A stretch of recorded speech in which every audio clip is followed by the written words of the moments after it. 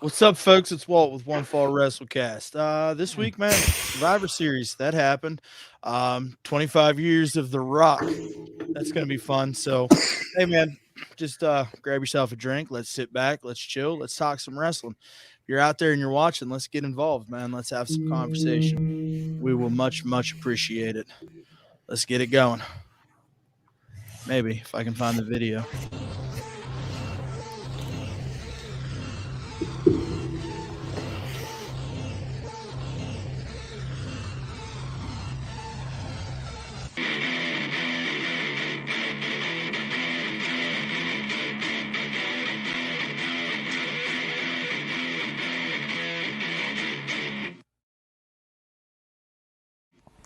Welcome to the One Fall WrestleCast.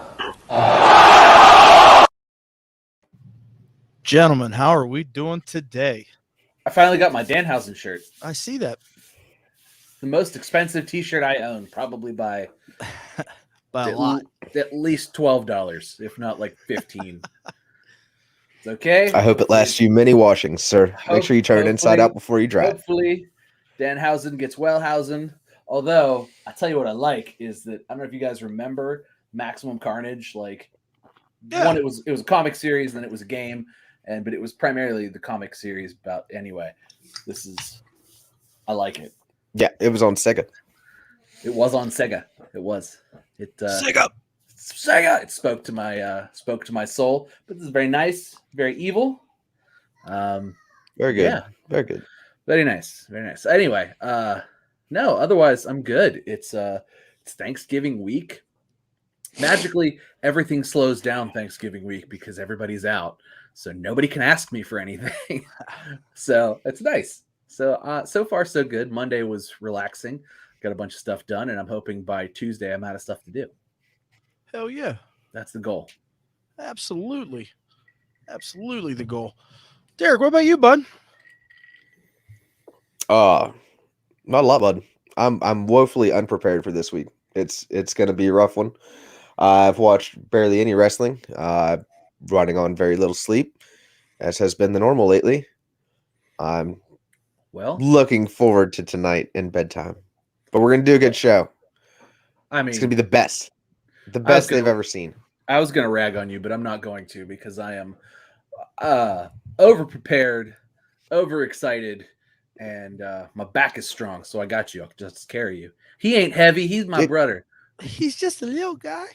He's just a little guy. I'm working on it. Like, I was actually called a gym rat today, fellas. Like, I mean, I've never been called that before. Like, that was a new one. Do you have a tail? Is that why? Were they like saying? I guess. Like, I mean, you know, you show up there at 5 in the morning for a month, and they start to recognize your face. I guess. I mean, you know, those people are still drunk from yesterday, so that might be why. But hey, I'm still drunk from yesterday. Yeah, there's like 2 other people. Well, dude, as a matter of fact, no one does. I want to talk about being woefully underprepared. I don't even have a bottle of whiskey in front of me. What the hell is going on here? I have a bottle of water and I have some whiskey and I've got some. I'm good. I have all the liquids. I just got back. I cleaned the basement. Oh, nice. Oh, yeah. My cat's pooped down there, so I have to clean it. Yeah. It's real important. That's a definite must. Yeah. It's pretty definite must. It's pretty important. So what are we talking about? So lots of stuff happened, but I know that I know you got a big list of things that are all very good. I wouldn't say I got a large list. I mean, you know, there's a couple things here. First of all, yesterday was Survivor Series. We can't start there. No, we're not starting there. Okay, we're not starting there. All right. Okay. But what yesterday was 25 years since the world met Rocky Maivia. You know, so ended up being the biggest star in the entire world and comes from WWF fame. Tom, this ought to be pretty easy for you, pal. Well, talk about The Rock for a little bit here. Oh my God. So like we're talking about like The Rock, like when I was a kid, that The Rock, the most electrifying man in sports entertainment.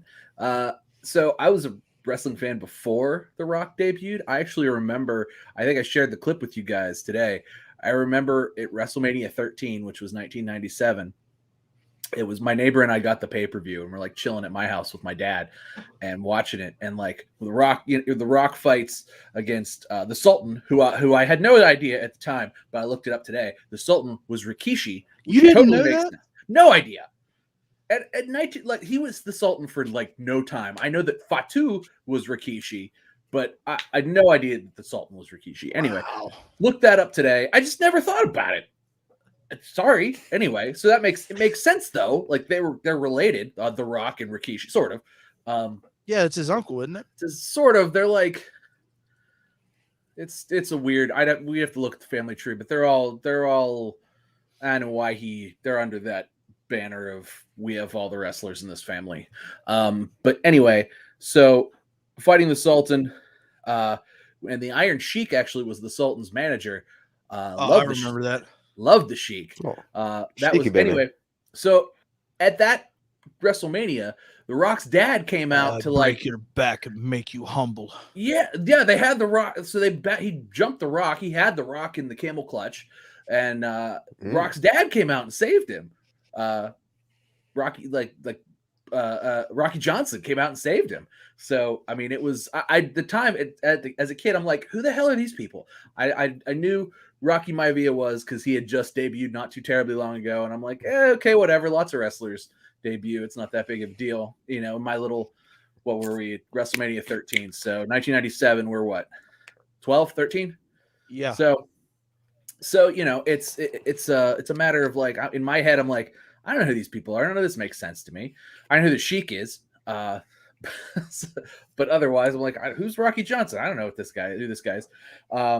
But fast forward a few years into the Attitude Era, when the most electrifying man in sports entertainment comes out, and first he's the corporate champ. Well, first he's the people's champ, but he's not actually the champ. When he actually wins between him and Mankind, when it was like, oh, Mankind's the corporate, could be the corporate champ, and this could be the people's champ, and they screw Mankind and give it to The Rock, and it's like a worked screw job because this is after obviously the screw job that happened to Bret Hart. And anyway, man, it was like one of those I do remember things. that though. It was memorable. I was thinking the same thing as you were explaining. I'm like, I'm pretty sure this was a screw job, and it was like, known, like legit. Well, it's fine. Yeah, it was because it was clearly less dramatic than that other one was. Like that other one, you could tell like people were like really mad, and like I was like whatever 12 when it happened, but like you could tell like after this happened, it was more like there's a problem. Something's happening. Yeah, something bad happened.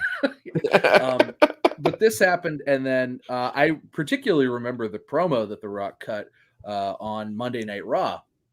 The following day, I guess, where he really just, he's like, I remember Rocky sucks and die Rocky die and all this crap, and he really laid into the crowd, and it was one of those things where it was just like, man, not only is this guy great on the mic as a babyface, but like it turned him heel, and it was like you wanted to dislike him, but man, was he so good. You just wanted to like him more. So it was like he shot to the top doing that kind of stuff.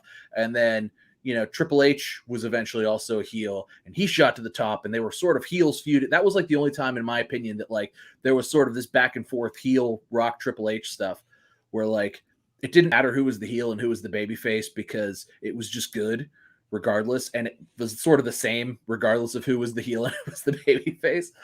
And right.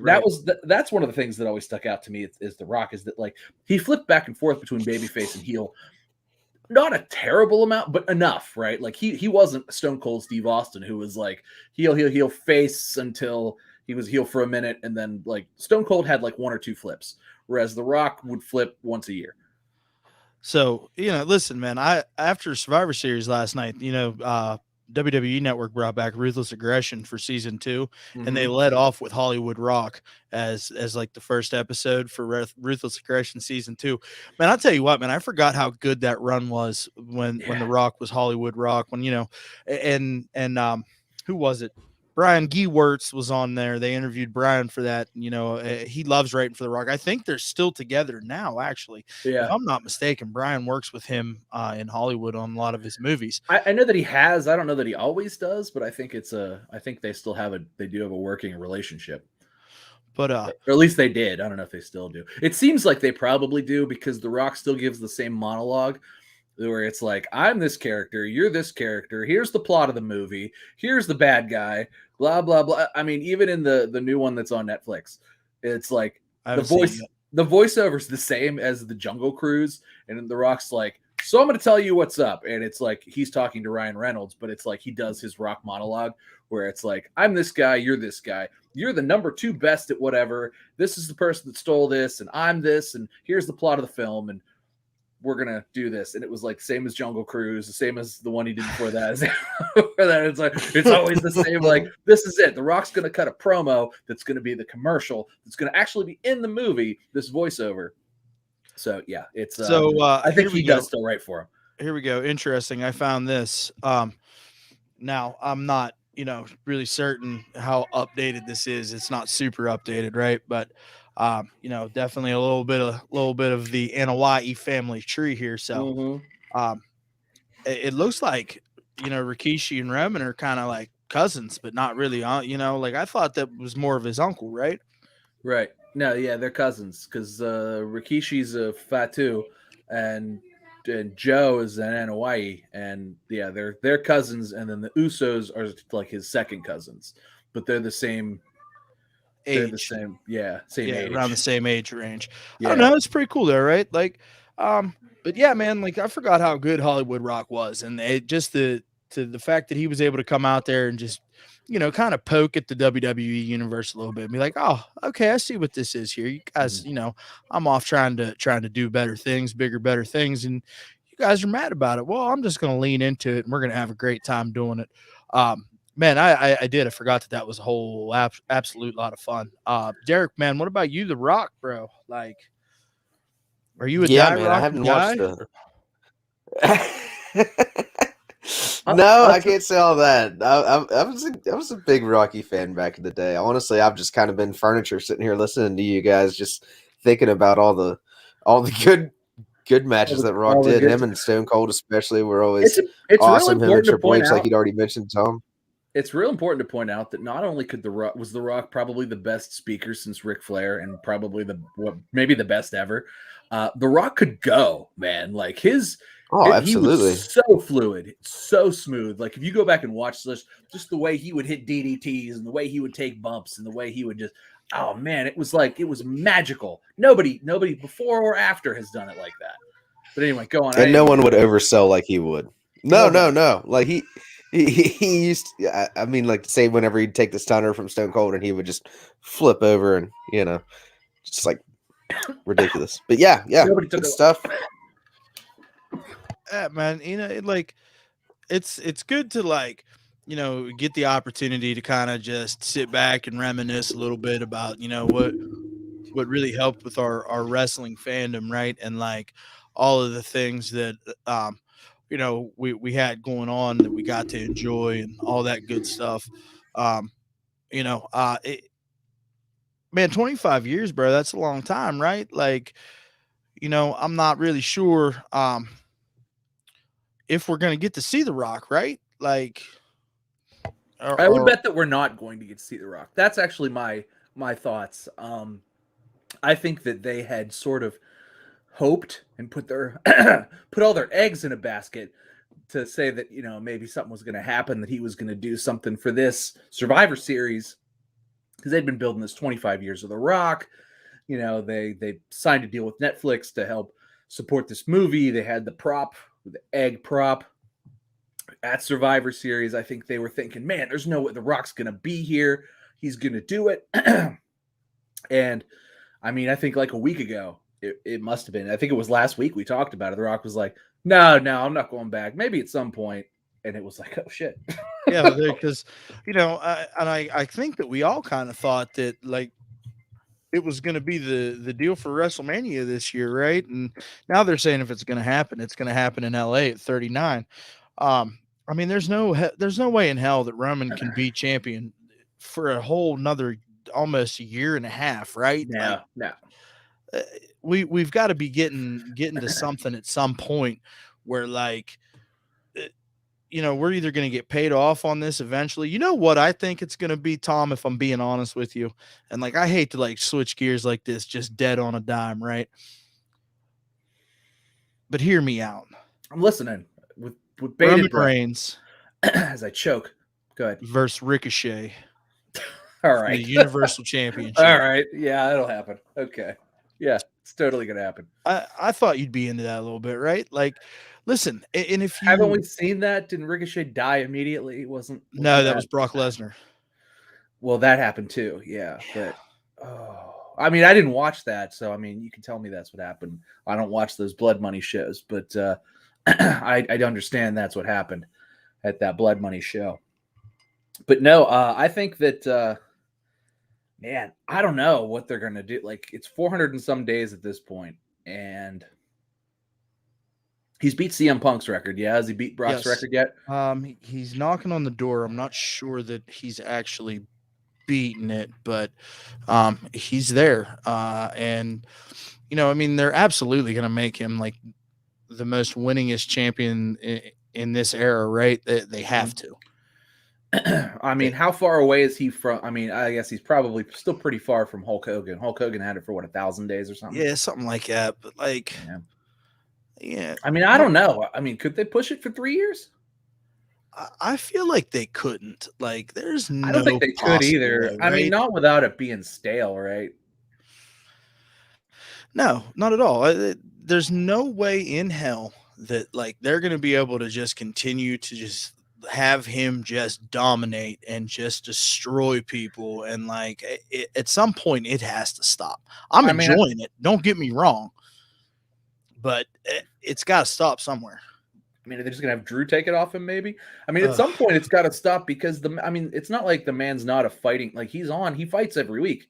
Oh, yeah, he's on TV every week, 4 or 5 times sometimes. I mean, yeah, even if he's not in a match like he was last night, like, he's probably going to be on Raw tonight.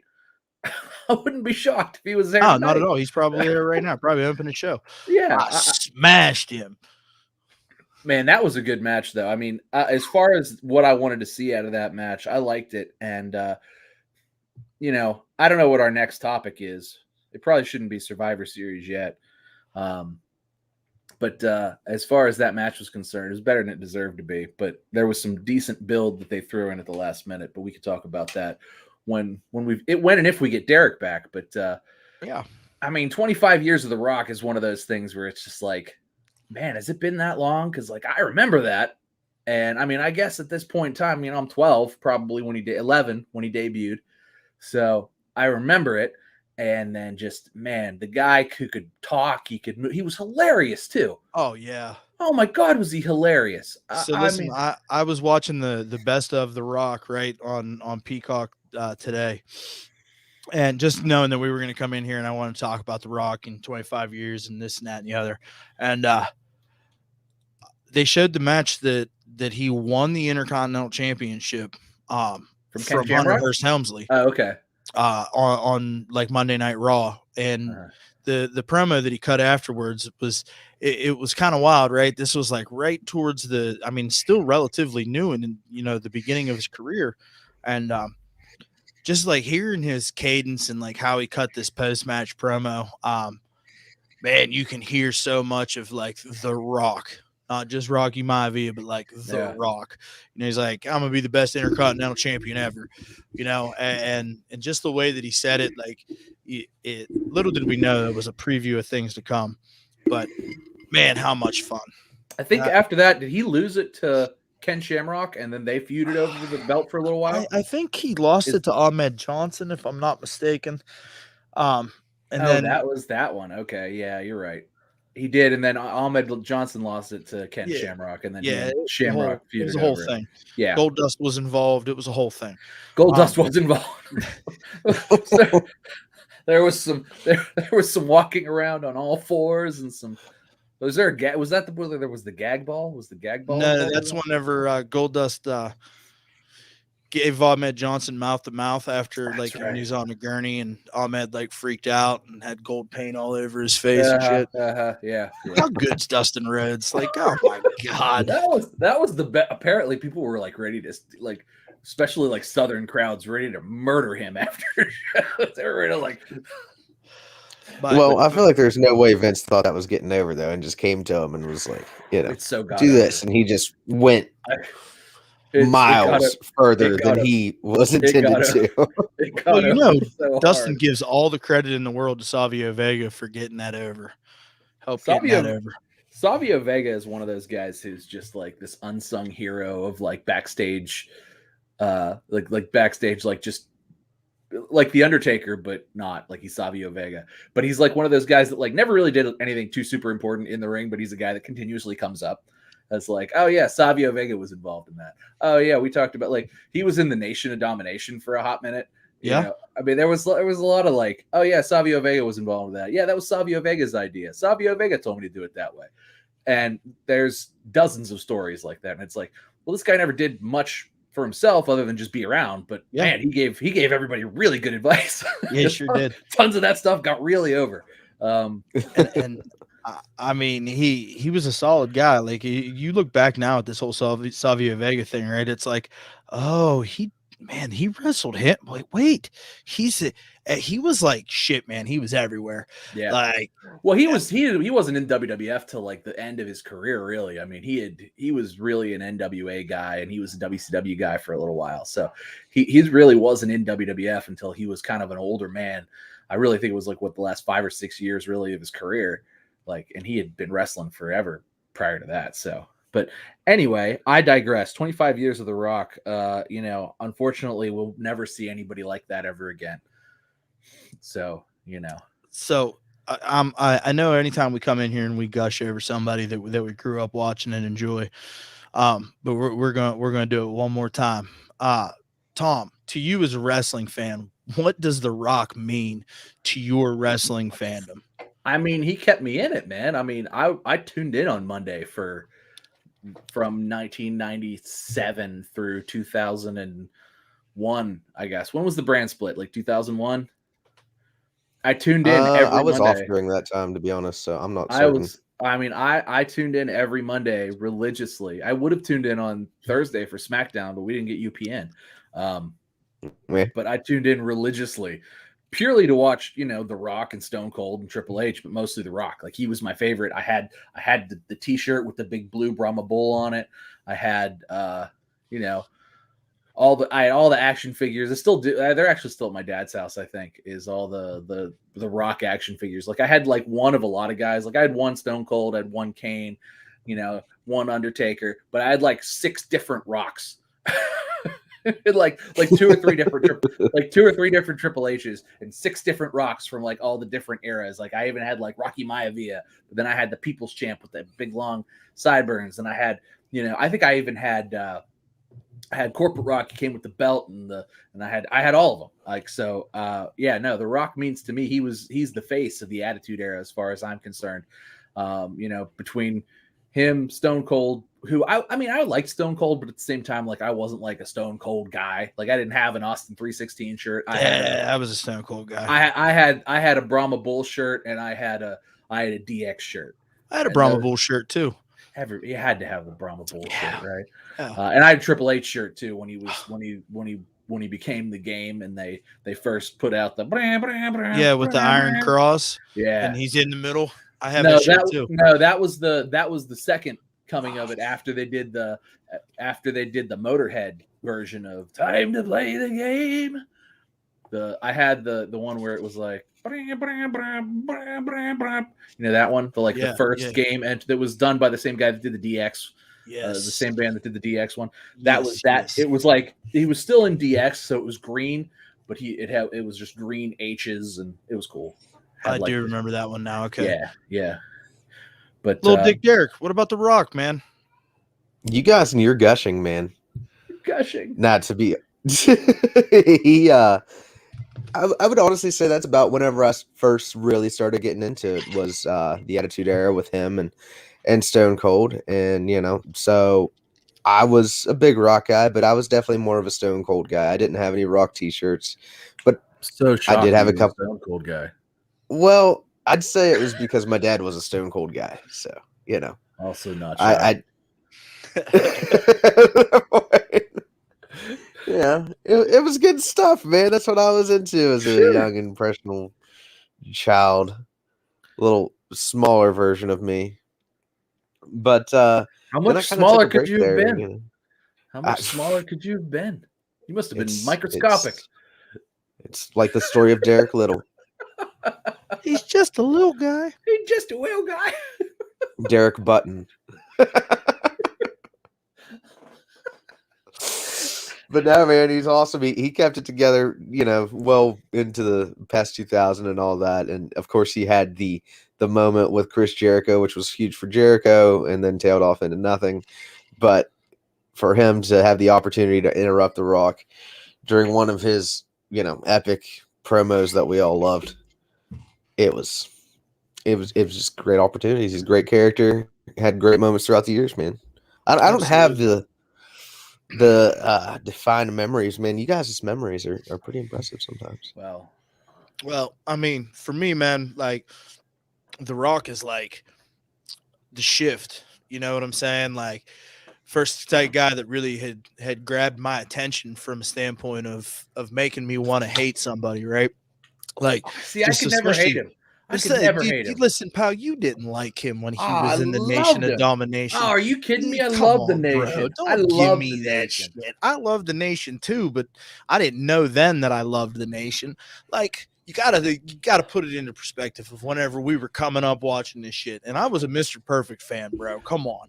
Dude, I was a Farouk fan. That was my I loved him as Ron Simmons in WCW. He was the first ever African American WCW champion.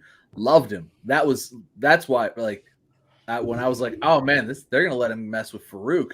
And then when the whole APA thing and the acolytes and Undertaker and The Rock was involved with them for a little while. Oh man, so many good things, so many good. I don't believe you. Could be you must believe me because it's the truth. This is all I remember. Tom's trying to keep it kayfabe.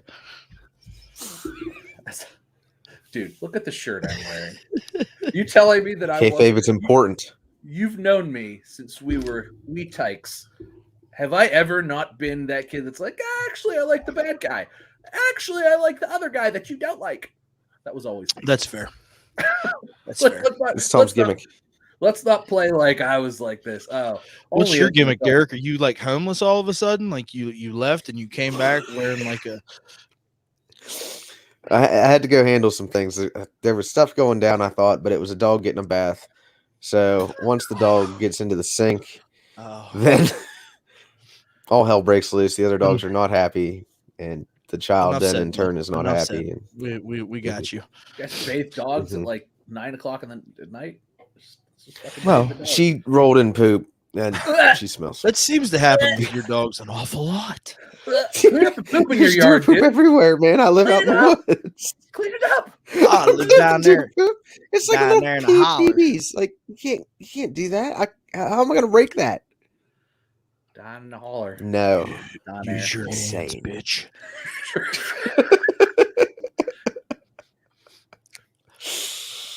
But seriously though, like you look like a homeless man. What happened? Like, I'm sorry. You looked respectable, and now you just look like a bum.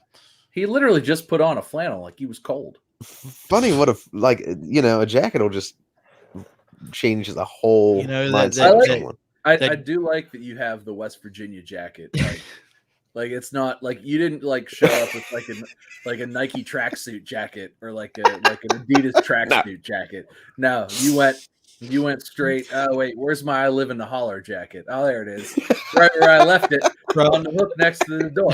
Probably reeks of beer and cigarette smoke. Yes, are there cigarettes in the pocket? Yeah. Yeah, for sure. And this is why we love you, pal. 2 lighters in this other pocket, I'm sure. You got to have at least 2. Bro, I love you to death, pal. I really do. You did not disappoint on that one. No. Did not disappoint. Hey, but you know what was disappointing? AEW Dynamite. Rampage was even worse. Whew. Bro, like, why is it, Derek, and I'm going to ask you this first. Why is it that AEW can put on a banger of a pay-per-view card and get me to go, this is the greatest thing to ever happen to professional wrestling. And then we come into their Correct, right. weekly episodic television show, and it's a discombobulated cram fest of messiness. Now, before you answer, I'm going to ask you a second question on top of that. Do you think it's because they're Okay. constantly shuffling and always looking to create new stuff that it feels that way? I'm sorry, I asked you a Is it my turn two-part now? question. Was that too much? Okay. Should I have not asked you a two-part question? That was too complicated. You have to break it down a little more for us. No, Derek, okay. hold on. Let me do this. Hold on. I still speak West Virginia. Can you draw me a picture? Hold on, Derek. Why does AEW suck after pay-per-views? Okay. Let me tell you why. Well, I'll tell you what, it doesn't suck after pay-per-views. You guys are just not out I've thought here about having this. fun. Okay. Let me hear about it. I would. Mhm. Well, let him go. Dude, Look, he's gonna lose his train of thought. Let him go. So, Trying to be helpful. I thought about this earlier today, legitimately. And I don't have, I do agree to an extent. It's not, a banger of a Dynamite after we come off of pay-per-view. That's consistently been the case throughout, the time that we've seen. Understatement But, here, but okay, go ahead. Check it out. I'm with you. WWE does one pay-per-view a month. What aboutism? Okay. Just go with me on this. All right. Got it. All right, I'm following. I'm picking it up. So AEW liking it. does quarterly Starting to pay-per-views. So we got 3 months in between each pay-per-view. Sure. Okay. Okay. You have 3 months to fill with storylines and matches and all that good stuff. What we're seeing right now is just seeds of what's to come. It's not like we're going to come out and have fire matches right off the bat. Why? I mean, I get why, because you want ratings and all that good stuff, because you just came off of pay-per-view and you want to keep interacting with that audience and growing it and all that good stuff. But also, you have plenty of time to create a storyline in a time frame that you've got. You don't have to set everything up real fire quick because you've got a pay-per-view again in another month. Also, that's actually a really good point, bud. It is. I'm proud of you. It is, but you're wrong, and I'm going to tell you guys. why. But go ahead. Finish your sentence. Finish also, the shuffling, though, I will give you guys that, and I bitched about it last week, and I do stand by that there's too much shuffling, and I don't like it, and I don't like, honestly, that I really think that CM Punk's going to come out here and beat MJF, which I think kind of sucks. Like, CM Punk hasn't lost yet. Absolutely not. He hasn't had any sort of storyline with anybody. He didn't keep up with Eddie, which I was hoping he would. Now Eddie's making jokes about catering in the back because they were calling him Fat Boy on Dynamite. So that was hysterical. It was kind of funny, but that was one of the highlights of the week. They had 3 hours of TV show, and that was that was 3 minutes of highlight. So Tom, you said Derek was wrong. Bobby Fish going into the Undisputed Era thing was kind of funny too. I like that part. Okay, so here's why you're wrong. Yes, so you're gonna tell me why you're wrong now too? Okay, I'm all ears. All right. No, so here's why Derek's wrong.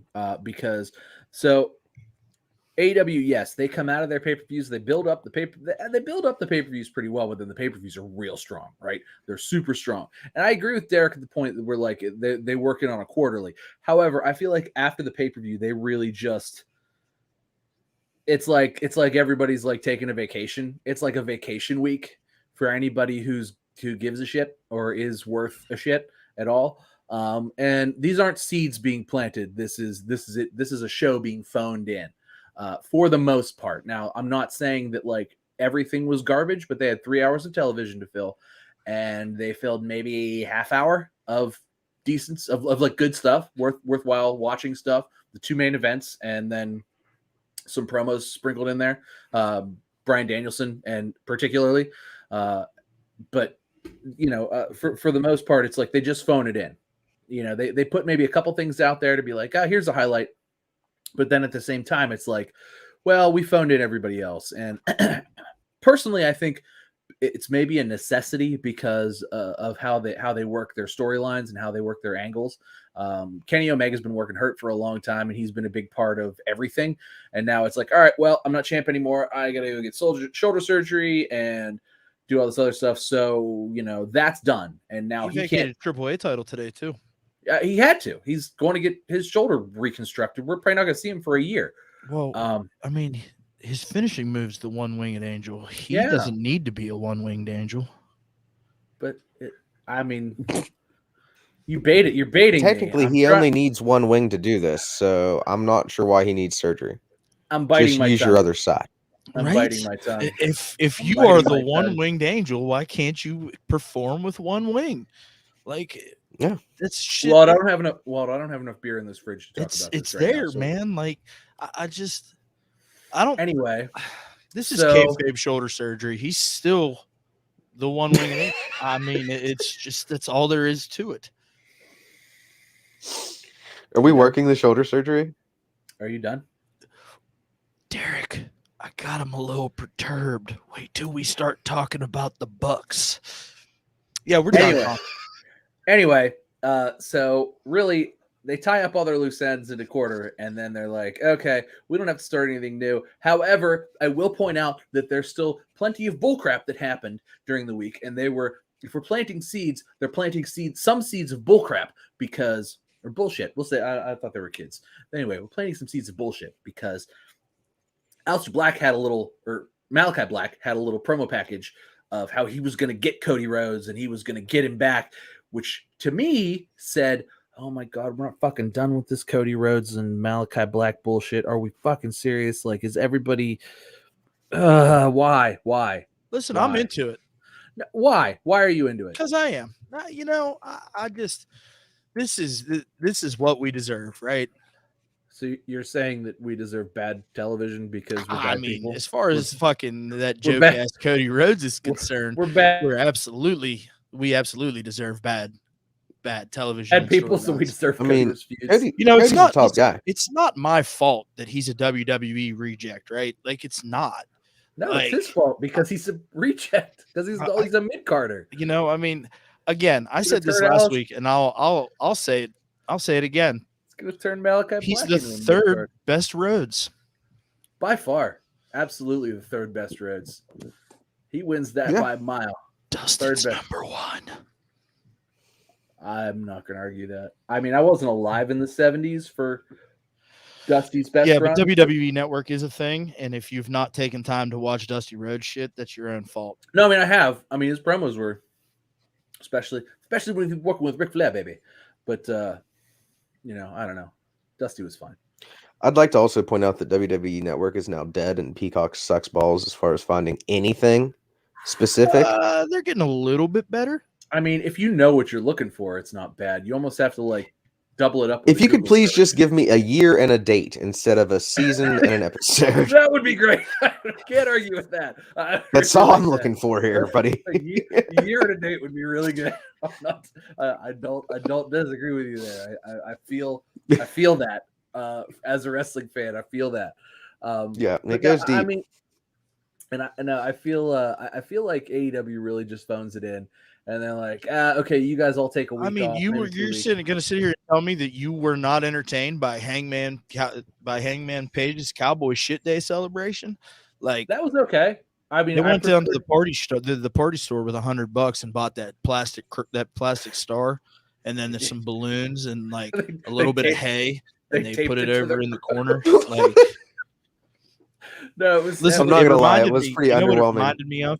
Remember a couple of weeks ago, I was on my little MLW kick and I was talking about the Von Erichs and their Buckhouse Brawl match or whatever, and they had hay and shit around the ring. It's exactly what it reminded me. I watched that match. Yeah. No, it was not that bad. Yeah. They had more hay at the Buckhouse Bunk match. Yeah, they definitely had more hay at the Buckhouse Bunk match. They did. But no, that's the point.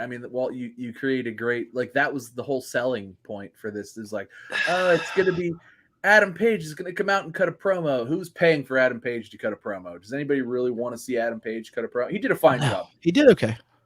But he's from Virginia. They were Is that how sure, for the people in the house, they were excited to see what they saw.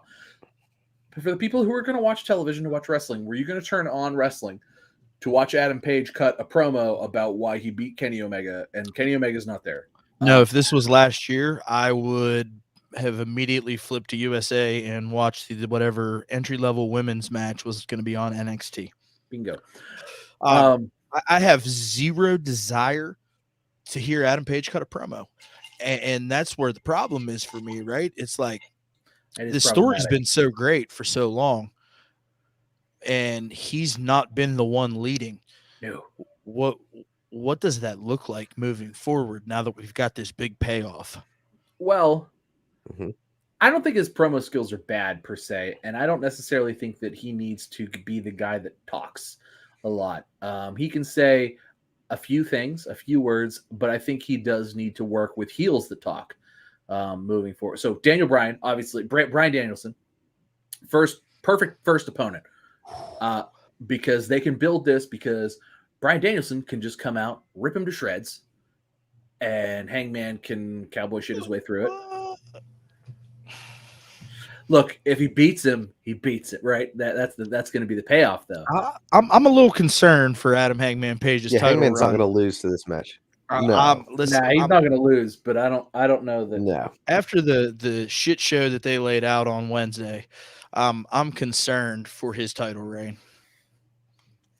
I'm not yet. I think that him beating Bryan Danielson, as long as it's a good match and it's not some kind of bullcrap, I think it'll be good. But I'm concerned after that, because after that, I mean, do you immediately put him in a program with CM Punk, and then do you put him in a program with MJF? Because otherwise, no, that's it. We've got to move to MJF at some point. Like, this has to happen. And I mean, I feel like once you move to MJF, you have to put it on MJF. Absolutely. I'm not trying to sound like Bruce Pritchard, but MJF doesn't need the belt. He doesn't need it. He doesn't. But AEW needs him to have the belt. There's a difference. Yes, Walt's right. Yeah. So, I mean, I feel where you're coming from.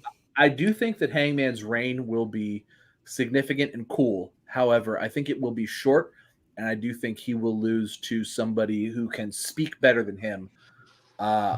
Whether it be Bryan Danielson back around again for a second time, whether it be MJF for a first time, I do think that it will be shorter than previous title reigns that we've seen. It may only be a month or two, and that might be dragging it, truthfully. Yeah, absolutely. I don't see this thing having too many long-term legs, if I'm being honest with you. And that sucks, because I was happy that we got the payoff that we did, right? Like that was absolutely the payoff we should have gotten. I just don't necessarily know that Hangman's going to be able to carry the brand. And I mean, I think you got to know when to fold him, though, too. It's a good babyface pop, and like I said, we got the completion of this story, but yeah. Well, I mean, and truth be told, how long was Mick Foley, Mankind? How long was Mankind the champ the first time he won it? I mean, like 2 or 3 months. It wasn't long, right? It wasn't a Stone Cold. I mean, maybe 1 or 2 pay-per-views at most. It wasn't a lot. So I mean, I think this is going to be akin to that, whereas the payoff is sort of better than the reign, which is fine. I don't think that's a problem, particularly for his first title reign. Like, the man is like 24 years old. He's a young man. He's got other title reigns in him. I think you give him one now, have it, that way every time he comes to the ring, he's always in the main event. A former AEW champion, period. The fourth. Yep. One of the only 4 men to ever hold it. That's significant. One of the first 4 men to ever hold it. Super significant. So no, I think that's good. It's a nod to him, but at the same time, I don't think. I mean, he doesn't carry the weight of a Jericho. He doesn't carry the weight of a John Moxley. No, not yet. He doesn't. We may not like him, but he doesn't carry the weight of a Kenny Omega. So I think that he'll be the catalyst to sort of get over somebody who can talk better. Whether it be Bryan Danielson, who is a logical choice, because good God, has Bryan Danielson had a bad title reign? No. Have they all been fantastic? Because absolutely. I'm pretty the last one, his last one when he was the Eco champ. It's there hasn't been a better WWE champion. That was great. And listen, like, I like where he's at right now, right? Too, like, with this whole little heel turn, right? And yelling at the crowd, "I'm gonna smash his fucking head in." Ooh, yeah, ooh, peppery, Mr. Bryanson. See what I Daniel Give him a little Bryan. soft. Yes, I See what I did. did there? I gave. did. Listen, I I know. gave up. I gave caught up. you. I gave up. Mr. Bryanson. I caught Yes, it. Mr. Bryanson. Peppery, man. I like it. I like Nah, it. and I think it's good. I like that he turned heel on a dime, and he's the guy that he's the kind of guy that can do that. Like he's always sort of there. He's ready to turn on a dime. He's ready to. However, Hangman's line. I beat Kenny Omega, and it didn't even take me 30 minutes. I love that. Ooh, Right, like that was okay. We're talking about how Sousy. we were talking about how they really didn't put on good shows this week, but that was like a highlight, right? Because they put out the good fucking talent, and they let the good fucking talent interact with each other. And oh my god, when the good fucking talent interacts with each other, what happens? Man, Good- you're right. You know what, good Tom? You're shit. absolutely right, because I really enjoyed that backstage pre-tape with the Bucks, Adam Cole, and Kenny. Like, that was on point, bro. You know, and Adam Cole's back here. He's like, I got this, cleaner. And Kenny goes, I wasn't talking to you. I was talking to the Bucks. You know, you get your little seeds of discontent sown, which means we might get this split a little bit sooner than we anticipated. I can't wait. I'm sure you until can't, because, you know, I I'm sure that you can't wait to watch the Young Bucks just beat the fuck out of Adam Cole every week until Kenny Omega comes back from his surgery. Because that's exactly what's going to happen, because the Young Bucks are the greatest tag team in AEW history.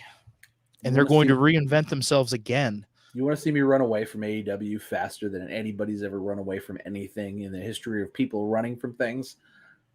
That's how you do it. Well, then I guess you better tie up them shoes, brother.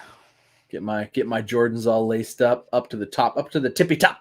Get that. No, don't do that. I really don't see all that happening though. Nah, you gotta get that. Ones that high. Nah, you gotta get that ankle support, bro. Nah, you gotta there's get no that ankle support in those, bud. Nah, if you tie it tight enough and cut off that circulation, your ankle feels so supported because it doesn't have blood in it. It's just running.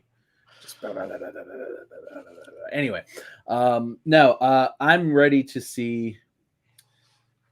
Can we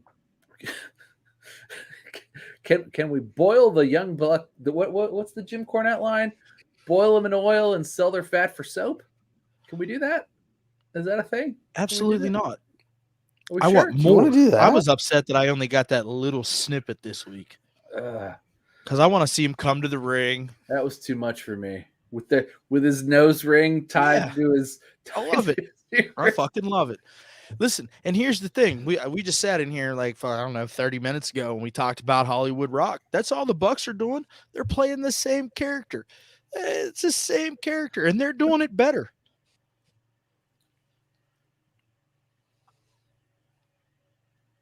Well, I don't want to unfriend you because I really like you.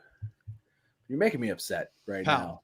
Listen, I'm very much of the belief that when you see something good happen, game recognizes game, right? Like, as a fan, I am so into what the Young Bucks are doing. And sitting here last night and watching The Rock in Hollywood Rock mode, I'm like, oh, that's the Young Bucks of 2021. It's phenomenal that they've gotten so much shit because they're the greatest tag team ever, right? And then they're just like, oh, well, we're going to just buy into our own hype, and we're going to show you guys that we're as good as we say we are.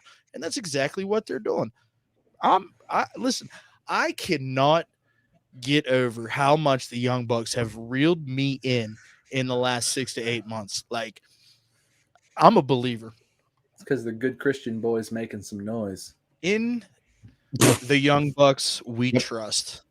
Super kick party. You know what I mean? Derek, help me out here, man. Like, we've got to get Tom to see the light, right? I mean, really, man, I don't hate it. You should probably just, let yourself be free. Look, let your soul glow.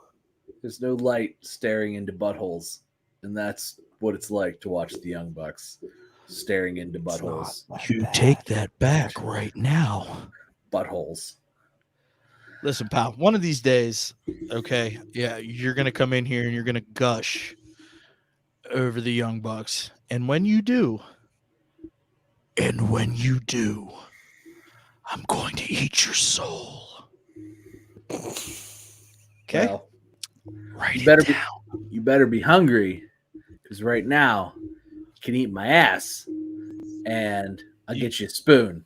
So Because fuck the Young Bucks. These motherfuckers are terrible spot monkeys who don't know how to get anybody over but themselves, and couldn't actually wrestle their way out of a paper bag without their wow. little spots. Oh, Wow. I'm gonna get Hey, my but milk this to is drive. 2021, man. Hold on. Pump the brakes. Hold on. I'm talking. The adults are speaking right now. Oh, and I'm okay. the adult, and I'm clearly the adult. Don't in this make room. me little boy you like I'm I'd have literally to, the Derek. adult. Okay. I am literally the adult in this room right now. So let the adult speak right now. Anyway, as far as the Young Bucks are concerned, we're talking about these spot monkeys who just want to hit their spots, have to have all these things, get over on Gotta fucking get your everybody. shit in, pal. Can you believe like how FTR should have stayed in WWE? For the love of God, FTR should have stayed in WWE. They have been treated like the shittiest toilet paper that's ever been shitted, wiped upon, and They just were the AEW tag champs. they were the WWE champs, WWE tag They've champs only multiple been there times over. 6 months, bud. They've been there a year, bud. Okay. They've been there a year. They They've were only got in- 1 year left. I gotta They agree were- with Tom on this they one, were dude. on I'm in the main sorry. ro- Yeah, they had- their role has sucked. So you're both wrong. Okay. Yeah, you're wrong. If I'm Okay. them, I'm pissed. So yeah, if I'm them, I'm pissed, and I'm signing back with Vince, who's going to put me back at the tippy top of the card and shoot me to the moon. They're never going back to WWE. Dude, they're not, because they burned that bridge. Maybe when Vince dies. No, they're gonna go to New Japan probably if I were them. Yeah, I would I mean, assume. I would not. Oh my God, like I can't believe it hurts me to say, like, if anything, I feel like they should let Jim Cornette be their manager, let Jim Cornette book every match that they're in, and just like fly them in once a month, fly Jim in once a month, let him bitch about it on his podcast, and then just like I'm so distraught by that, and I'm so distraught by the Young Bucks as a whole. And like, yes, okay, are they doing the things that heels are supposed to do and make me hate them viciously? Yes, they are. I hate them viciously. This is the first heel team I can ever say that, good God, when they come out, they make me physically ill, like as an adult. So maybe they're doing a great job. Maybe they're doing the best job that I've ever seen anybody do, and I just don't know it yet. However, I feel like they're just doing the same shit they always do. And the same shit they always do was just disgusting heel shit IRL. And It's because you're a hater. yeah. Wait, I mean, why am I not? Yeah, clearly I'm a hater. I'm absolutely a hater. 100%. 100% Young Bucks hater. You know, Tom, This I guy. expected more out of you, right? You Like, shouldn't. You know, shouldn't listen, expect more out of me. You've you're known the me type for a of guy long that time. like really sits back and he watches wrestling from a really analytical standpoint. And I do. really appreciate your point of view, because No. I fall somewhere in the middle between you and Derek in how I watch the product, right? And like, I'm fucking entertained, bud. Like, they make me want to tune in and watch on Wednesdays Really? Because they make me want to shut it off. because I am entertained I'm not. by their shtick. I'm not entertained. Are they my favorite in-ring performers? No, absolutely not. I'm not. Okay, so let me put this back in. Okay, so maybe hold on. I'm gonna shut up. I promise, Derek. I'm so sorry. I promise I'm gonna shut up. I really do. So I saw a thing actually on Twitter this week. Matches that Dave Meltzer gave 5 stars. That 3-on-3 match between. So this is the root of this. This is the root. Okay, this is the root of the splinter that is sore. Matches that Dave Meltzer gave 5 stars. Guess which one? That 3-on-3 match with the Bucks and Adam Cole versus whoever the fuck they fought. It was a good match, bud. Okay, whatever. TLC between the Hardys and the Dudleys and WrestleMania. And there were a couple other ones that are like legendary, like WWE matches. Guess which one got 5 stars? Guess which one? out of all the legendary matches. I know that it was the Bucks and Adam Cole. Of course it was. Do you know why? Because Meltzer's everybody young that buck likes mark. them, everybody that likes them are marks. And you can't be a Young Bucks fan and not be a mark because they're cons and they are mark getters. So look, if you want to be a mark, that's fine. I'm not a mark. So you enjoy being a mark all on your own on Mark Island with all the other fucking marks. But I'll be over here. Are we really going to go here on this right now? I'll be over here. You're trying so hard to come across as not being a mark that you're totally being a mark right now. So what you're saying is I'm so not a mark that I am a mark? You're trying so hard not to be that it's just totally making you one. Hey guys, I'm the anti-mark. Hey, what? We're live. Hold on, you shut up. It was my turn. Stop. I wanted to say earlier. We're live on YouTube with 2 viewers talking about pro wrestling. We're all marks. Okay? I'm not a mark. Derek, continue. I'm not a mark. You guys are marks. I think we can all agree, maybe not Tom, because he doesn't know what he's watching, but say I'm going to show wrestling to my non-wrestling friend, and I'm like, I want to show you something cool. TLC. Chances are it's going to be no. I'm saying like if you were going to show a regular episode of Dynamite or something, I'm probably going to go to a Bucks match. SmackDown. No, yeah, I'm going to show him SmackDown for sure. 100%. No, not going to happen. SmackDown. I'm not showing him. Is that all you had? Is that all you had? Little dick? That's what I wanted to jump in there and say. Yes. Yeah, it's weak. Right. Hey, you want to talk about what was weak? How about we got fucking Nyla Rose and Hikaru Shida again? Jeez. We're talking about weak. Why is it still? How is Nyla Rose still not good at wrestling? How is Hikaru Shida still not good at wrestling? Yep, fair. Yeah. How are all these women that aren't Thunder match. Rosa and Serena Deeb in the TBS Women's Championship tournament still not good at wrestling? I mean, AEW has really good women's wrestlers. They're not Hikaru Shida. They're not Nyla Rose. Kira Hogan's better than Hikaru Shida, but yeah, for sure. Hogan feels like she got lost in the shuffle. I mean, we got to see her debut, her AEW debut match in Pittsburgh, and they jobbed her to fucking Shida. Like, well, she's not dating Kenny Omega, so. Hold on. So, we had someone type something in here about if you want to show wrestling to your friends, you definitely don't show them Dynamite. I totally got to disagree with that.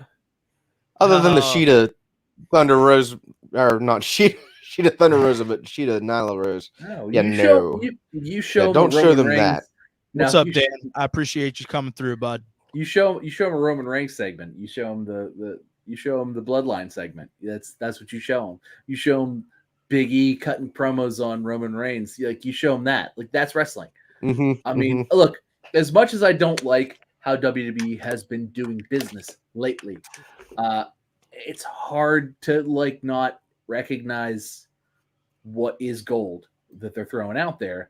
And good God, I mean, Survivor Series was a better show than it deserved to be. Absolutely. And I feel like we need to move into that. Absolutely. We've been going on for a while now, and we got to talk about Survivor Series. Absolutely. So let's talk about Survivor Series. Absolutely. And let's talk about the survivors of Survivor Series. Let's not. You're right. Because listen, I know that like the 5-on-5 matches were shit. Okay. The matches were dog shit, bud. No, those two, the 5-on-5 Survivor Series matches, dog shit. The matches that the whole pay-per-view is supposed to be built around were fucking terrible. Those were like I feel like the Wrestling Observer gave them each like 1.5 stars. That's absolutely correct because those were both really. The men's was particularly terrible. The women's may have gotten 2.5 stars, but like the men's was like. There were 3 eliminations pretty quickly. Well, Kevin Owens got Seth Rollins back at 100%. I was into that. So maybe we're gonna get a little. We're gonna get a little storyline out of KO and Seth Rollins. I would watch KO versus Seth Rollins, and I would like that again. That's fine. I know I've seen it before, but I'll watch it more. Yeah, not as much as I've seen. A lot. Sure, but sure. Okay, yeah, but I'll watch it again. I'm here to watch it. It's Star Wars to me. I'll watch it again. But you won't watch the Young Bucks. No, I've watched the Young Bucks. I watch them. I continuously watch them. This isn't. I'm not here to say I don't watch them, but I do watch them. But at the same time, it's just like fucking really. Come on, god damn it, do something good. Anyway, it's like do something. Anyway, back to Survivor Series. It kicked off. The show kicked off with Shinsuke versus Damian Priest. With Boogs. Okay, look.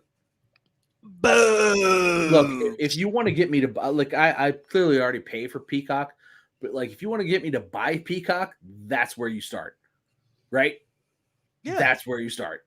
And I watched that match, and I'm like, damn, if I didn't already pay for Peacock, I'd buy it right now, right? Like that was where I was at that point. I'm like, and I'd be like, all right, that's what they put on first. Let's go. First match off the bat was the match that honestly got the best build, and everybody shit on Survivor Series. I'm gonna rant. I know Derek didn't watch this. Everybody shit on Survivor Series. Oh yeah. Why would we watch a show, the most pivotal show of the week that we're gonna come in here and we're gonna talk about? Why wouldn't you find time in your fucking day to watch it? Yeah, you know. Anyway, shit going on. But point being, everybody shit on Survivor Series going in like, there was no build. They took this Becky Charlotte thing from what was we gotta see this again to something like there was legitimate heat with that like title trade deal that was bullshit that Sonya Deville saved, and then like through backstage, like that shit was reported on ESPN where there was like, there's legitimate backstage heat between Becky and Charlotte, and it was a back and forth, and they interviewed both these women multiple times. And it was one of those things where it was just like, wow, okay, so we're turning this now. And then once we got to, 2 weeks in, we had Becky and Charlotte sort of cutting promos on each other. They didn't see each other. They weren't talking to each other. But they had turned what was a shoot into a worked shoot. And really had just drawn this and brought this like whole aura of like, okay, yeah, this match doesn't mean anything for us, but it's about, Becky Lynch said it, and she said, this is about my legacy.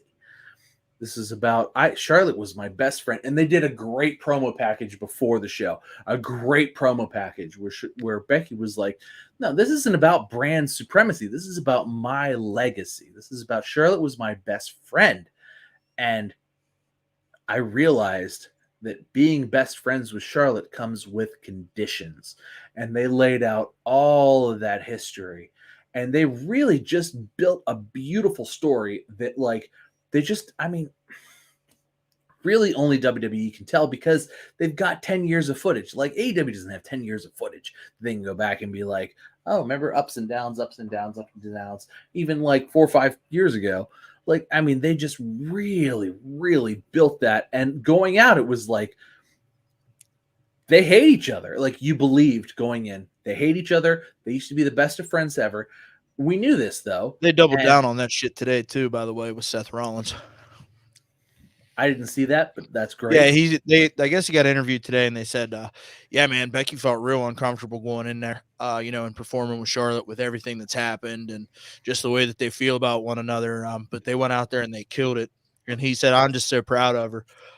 So, I mean, they definitely doubled down on that to make you kind of still feel like, it was a shoot rather than a work shoot. Dan coming through here, and they actually had a match that felt like they were pissed at each other, not that typical I hate you, and then start the match with a lockup. Dan, you're absolutely correct, bud. We were Tom and I were live chatting back and forth talking about it, man. The potato cannons were in full effect. Like they were straight hitting each other. Look, they're not necessarily strikers. Like, they're not trained to fight legitimately. So neither of them. So, like, they weren't actually inflicting damage, but like those punches were hitting. Oh yeah, Th- live those rounds were- for sure. Those were closed fists, but neither of them feel good today. Both of them hurt. Both, both of them feel bad today. Both of them like, oh damn, like Yo, there's they felt bad in the middle of that thing. yeah, both of them have some like kinks in their some like they could turn to like get a glass out of the cabinet and go oof, I took that potato.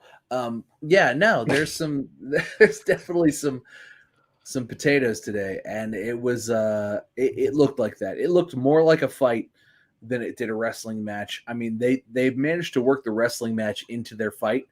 And Tom, I said this to you, you know, when we were talking about it last night. I felt like because like they were just out there trying to beat the shit out of each other, right? It looked sloppy. It made the match look sloppy. It did. And I really You're I was right. kind of critical of it, right? And then I went back and I rewatched it today, and it kind of like, you know, to Deathless Dog's point, right? It made for good TV, and like it really made you buy the story. It made a lot of sense. It made sense, and I don't think was this the second match of the night though? It was it opened the pay-per-view card. So yeah, it wasn't the the buy-in. Oh, okay. So like, Shinsuke was the buy-in type thing. That was the okay. that was the pre-show match, but this was like the first match on like if you don't have Peacock, man, that's starting out on a high point then. That's right. That's... Yeah, no. Well, so that went really well. And I felt like a lot of people are shitting on the finish. I like the finish. No, I did too. I thought the finish was good. Well, who won? Becky ended up getting the pin. So they had this like really weird exchange outside of the ring, and then they got back in, and Charlotte rolled Becky up, and she grabbed the ropes, and the ref caught her. And this was like the third time that like she had got caught cheating with the ropes, you know. So but the ref called her on it. She grabbed him right away. Yeah. So the way it went is Charlotte grabbed him right away, and the ref caught it going down for 2. Well, Becky also grabbed, like Becky kind of turned it around and re-rolled it. And then like, if you watch, because I rewatched it and they also like replayed it in slow motion a couple of times, really to get that. Because I think that finish was really worked out. To really get that is that like Becky looks back at the ref and like, so the ref goes, she does one of these 2, and she goes back to look. And then as he's going down for 3, she grabs that rope and leans. And it's really like she underhooks it, and you see Charlotte like act like she's trying to come out of it right as Becky grabs the ropes. It was perfection. To rewatch just that section of it, because I rewatched that section of it because I went, was that as perfect as it seemed to me at that point in time? Because I was into what was going on because they're hitting each other hard, and that gets me hyped. But like, so I rewatched that today, and it really was like, we just watched 2 people who are the absolute best at what they do, at the absolute best at this game period. Man, woman aside, Becky and Charlotte are better than 99.99% of anybody else who's ever been to wrestling school and is still breathing air. And they really, that finish to me, you know, if you hated it, you're a mark. If you loved it, you have an eye for detail. Yeah, but I'm a mark, and I'm marked out for that because that's. Well, you just told us a half an hour ago you weren't a mark. Are you a mark or you not a mark? Okay, I'm a mark for it's a true sign of a mark. I'm a mark for greatness, and that was fucking greatness. So no, it was fantastic. I'm not going to disagree with you. I'm just fucking with you. So my brother, I was born for greatness, and you better recognize. So Becky Lynch gets the pin, 1, 2, 3, gets her little moment in the sun. Charlotte, you know, of course, being Charlotte, stayed in the ring, didn't give her the ring to herself. You know, I don't know how that went over. But you know, moving on, we had the men's 5-on-5 right after that, which we kind of already touched on. Bad. A hot mess. Bad. Keep moving. Bad. Seth Rollins won. Absolutely. Seth Rollins won. Bad move. So then we moved into the 25-person dual brand battle royal. Also bad, really bad. Yeah, real bad. Could that pizza have looked any less appetizing to you? No, it looked terrible. It looked like it was cardboard. Otis ate it. It looked terrible. Yeah. Well, you know what I was hoping though in that moment? I was hoping Otis was going to eat the pizza, right? And then he was going to go, oh yeah, But he and then didn't. like snap out of this shit for a little bit, right? But he Yeah, didn't but do it. he He let me down. We didn't. didn't get the Yeah. payoff. Omos won. Bad. Yeah, big time. Moving on. He eliminated AJ Styles, by the way. Sort of. Yeah. Oh. Yeah, He was holding on to him, and they like punched him in the kidney, and he was like, ah. yeah. Anyway, it was fine. So then next we got the match that went out here and tried to steal this show. We got the tag team champions showdown. RK Bro versus the Usos. I think they did steal the show. I really do think they did. Buckle I up, think Buttercup. I think the build for this really actually went really, really, really well. It all on Randy carried this. Randy's shoulders look great, by the way. The man is in phenomenal condition. That bump AJ took in the elimination, it did. It looked like it sucked. AJ got hurt and went, ow. He did the Peter like thing. But now, I mean, God, this match was so good. I mean, it was, oh my God, it was so good. Kudos to Randy Orton for just being able to pull it out whenever, like to be like, all right, by the way, I'm Randy Orton and better than everybody else when I want to be. And, Absolutely. And last night was one of those nights, and he did it. Oh my God, it was good. Yeah. Listen, Yeah. I'm not mad at anything that happened in that match. You know what I mean? And to kind of just circle back, you know, I know that not getting 5 stars is ludicrous comparatively. I just have to say, because it was a tag team match that didn't right. have the Young Bucks in it. Oh right, that's my fault. The greatest tag team in AEW history. And Dave will be like, "Well, it was a good match, but you know, it wasn't 17 stars in the Tokyo Dome." Listen, fuck Dave Meltzer. Okay, like that's the end of it. But you know who did look like a star though in the 25 man, and like I know we joked about this earlier, but dude, Ricochet man is really really got an entrance. He got the entrance. I mean, he was the last man in. Like he was the guy. Somebody else got an entrance. Oh nope. AJ and Omos came in, and then Ricochet came in last. Yeah, okay, you're right. But I mean, you're right. It was AJ and Omos, but Ricochet's the only one who got the one man. He got chucked though. Yeah, towards the end. What did Omos win by chucking everybody? Not to move back in time. I mean, he got a rub for sure. A rub? Yeah. Listen, you know what he got? No, yeah, he's right. Street Profits had to come in and they had to push the pizza. So it was Ricochet, right. And then the Street Profits came in and they had to be like, that pizza. That was that did not make me want to buy Pizza Hut. Why they actually have a Pizza Hut deal, if I'm not mistaken. Sure, but like, why did that pizza look so not appetizing? Like, it should have had some like pull, like had some like cheese pull. I mean, it was cold as shit, right? I don't know what. According to AJ, he wants some cold pizza, but that them Profits stole it. Deathless Dogs answered your question, Tom. It was, I mean, they should have had some good Pizza Hut pizza. Like they should have come out with a hot pizza for the winner, like, and it should have been steamy, and they should have had the cheese pull. Like, I'm sure Pizza Hut spent enough money they could have walked a motherfucker out there to be like. Anyway, that's just my 2 cents. But the Pizza Hut delivery guy, okay, is not keeping it kayfabe, pal. All right. Well, it did not make me want to buy Pizza Hut pizza. Although I really like pizza. Like, look, I'm not a skinny man, and I can put away myself some Pizza Hut pizza because it's very good. Like it's like fast food, but pizza. So, Tom, it appears to me that your whiskey glass is empty, and the whiskey's downstairs. And that's really disappointing. I guess it's Voodoo Ranger. It's 9%, bro. Oh, you like that a lot. That's a good beer. I do like me some Voodoo Ranger. The Imperial is what I like. The Imperial is good. They got a hazy one that's like, oh, it tastes like applesauce. It's like, fuck applesauce. That shit tastes like beer. But no, man, applesauce, brother. I got myself a little Founders Cast Strength Series rye here from Smooth Ambler. Ouch. Little West Virginia joint, right? West Virginia. Oh. That ain't bourbon. That's just whiskey. It's rye whiskey. Rye But whiskey from them listen, distillers down in West Virginia.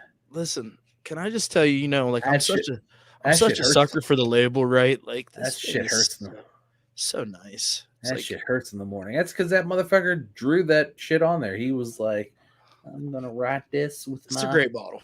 I'm Great gonna bottle write- of whiskey. I'm gonna write this. What was it like $23? That's the most that man made that year. What? That wasn't You a buy- 20. Listen, that's Look. disrespectful. Look, you drive up to that man's little log cabin. He's out there like pumping his water out of a little thing. He's like, "Hey, everybody!" He's missing like a shitload of teeth. Wow. He's like, he plays banjo Wow. for you. That's crazy. How are you going to say some stuff like that? You should not be talking about Derek that way. You want me to go get the banjo? I'll do it. Dude, if you can play banjo, we can let this go. And this can go for another like 30 minutes and you can play some banjo. I sincerely wish that I could legit just pull out a banjo. You can't play banjo. God, you live down in the I holler cannot. and you cannot play a banjo. I played nothing. Hey. I play the spoons. Oh my God. I've got one heck of a Garth Brooks karaoke if you ever want to do that. Do you play the West Virginia spoon? You know, where you light the thing underneath? With No, the no, thing, that gimmick. Yeah, not into I'm that. sorry, gimmick. was that too far? Oh my God. Was that too far? Way to represent our home state, sir. I mean, I'm just saying. Yeah, I'm not saying they're not around. They walk the streets nightly. You can go see them. I mean, fuck Tom. Real I don't.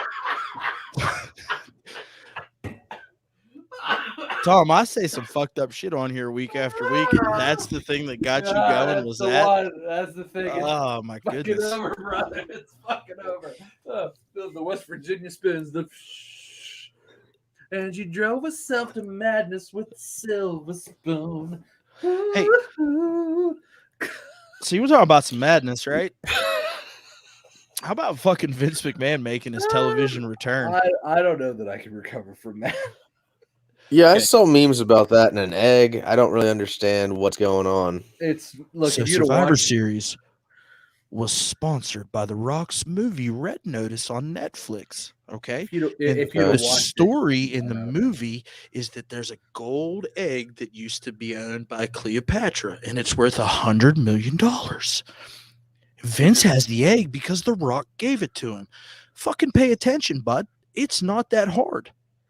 Okay. Oh, did you scroll Facebook today while you were taking a poopy?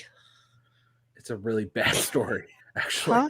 Because that's probably where you could have found that information. I probably could have. Okay. Really so maybe next time you should pay attention to the wrestling world before we do a live stream.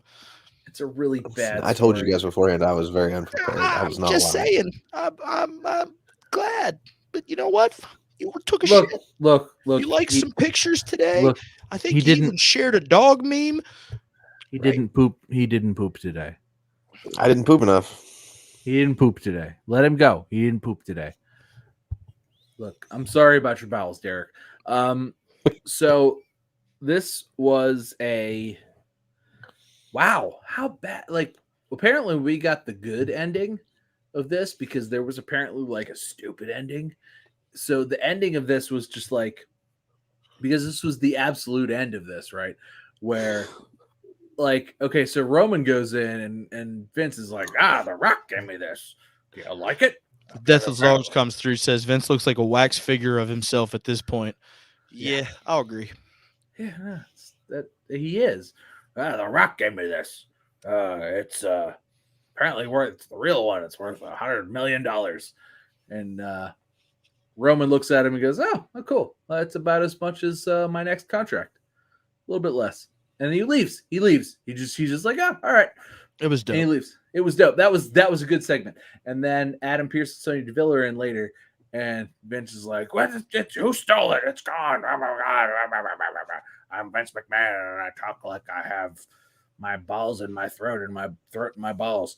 And it's like, what the fuck? So, but that was it, right? And then there were like the last couple of matches, and that was the end of it. And like, there was no payoff. Like, The Rock didn't come out with it, and was just like, "And I am The Rock." Anyway, so I don't know. What was the next match after this? All this nonsense. Oh, the train wreck that was the women's 5-on-5.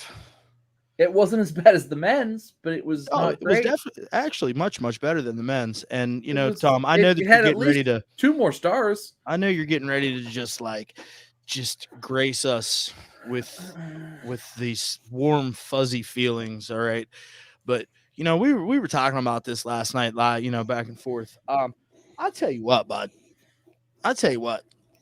If you sit here and you say one positive thing about Shotzi Blackheart, I'm gonna get in my truck and I'm gonna come knock on your front door because Damn it, you know where I live. Fuck. she's terrible. Okay. This was not her best match. No. She's not had a good match ever in the history of matches ever. Hey, you know what? She made a great. I'm glad that like the main roster was like, hey, pal, yeah, your tank. Yeah. We're not funding that anymore.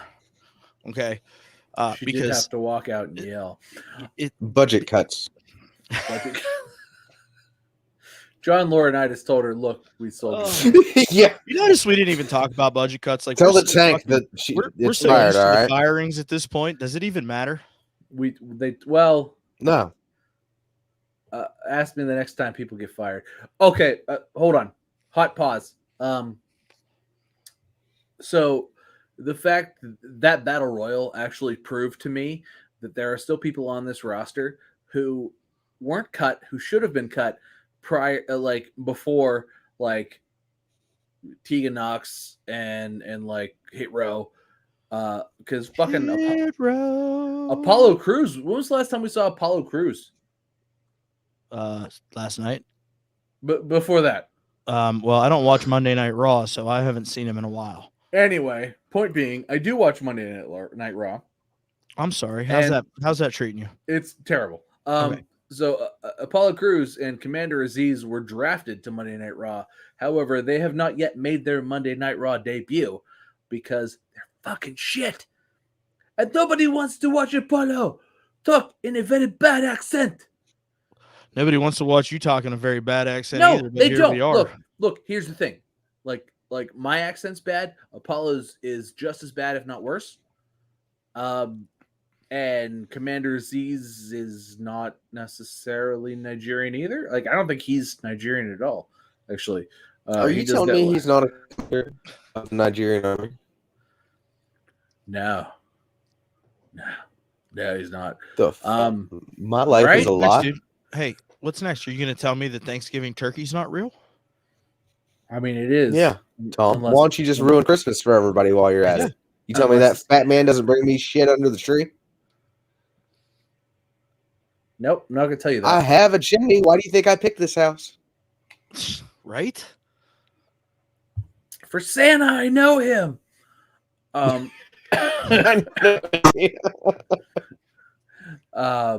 no, this was what are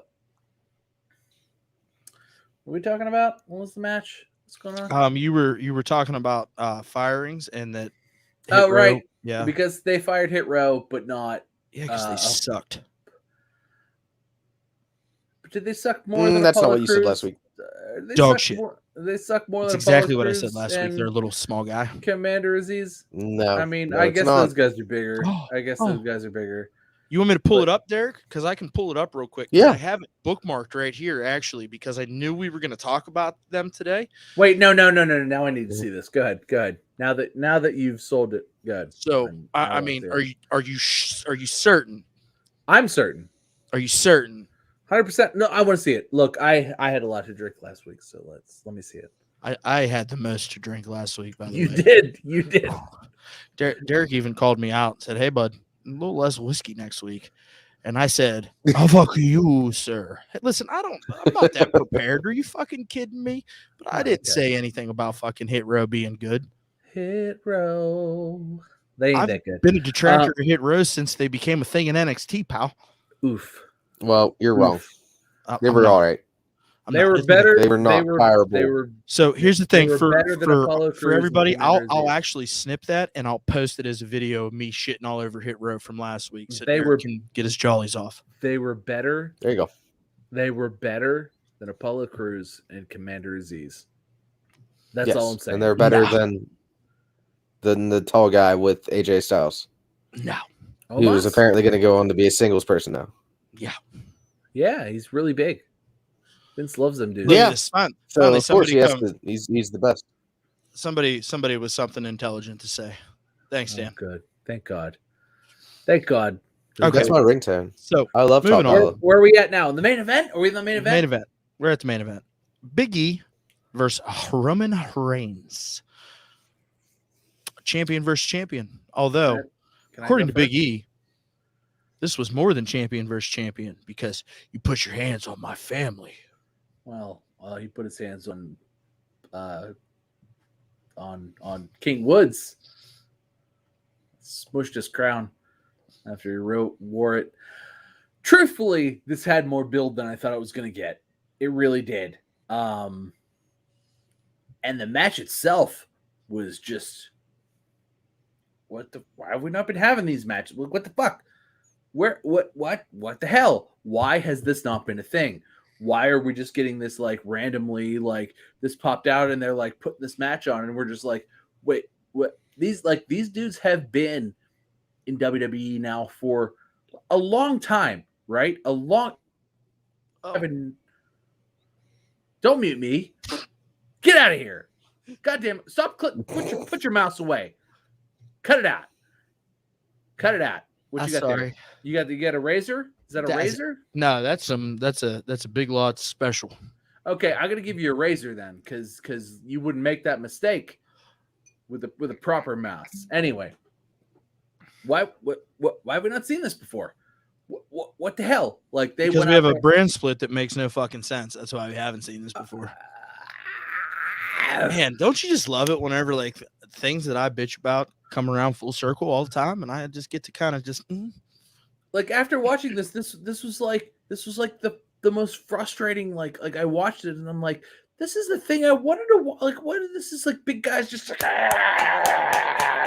and they just did it and they went and it got time and it got time and it got blood and it got finishers and it got intensity and it got build and it got what the fuck? What the hell? Why? Right? Like it's almost like it's maddening after watching it. It's maddening. Like I watched it, right? And it's maddening that I have not seen this before. They've had this in the chamber. And I've watched stupid bullshit. And they had this instead of the stupid bullshit that I've had to watch for years. Roman gave Big E a lot in that match, made him look strong even in defeat. I agree with that. Everybody looks strong, but like, yeah, it was good.